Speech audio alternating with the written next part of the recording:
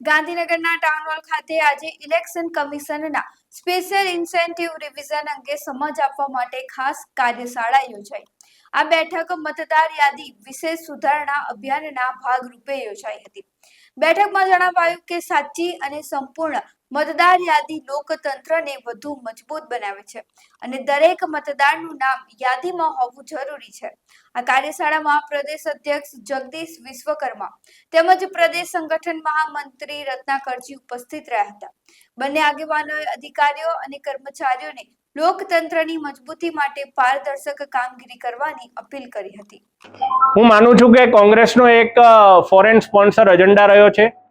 SIR જ્યારે બિહારમાં લાગુ થયું ત્યારે પણ એમને આ બાબતે ચિંતા હતી અને જ્યારે કોંગ્રેસ કોઈ ચુનાવ હારે છે ત્યારે એ ઇલેક્શન કમિશન પર ઠીકરું ફોડે છે, પોતાનું ક્યારેય આત્મચિંતન કરતા નથી। એટલે આ પ્રકારના પ્રોપોગેન્ડાને ગુજરાતે તો ક્યારેય સ્વીકાર્યું પણ નથી અને સ્વીકારવાનું પણ નથી।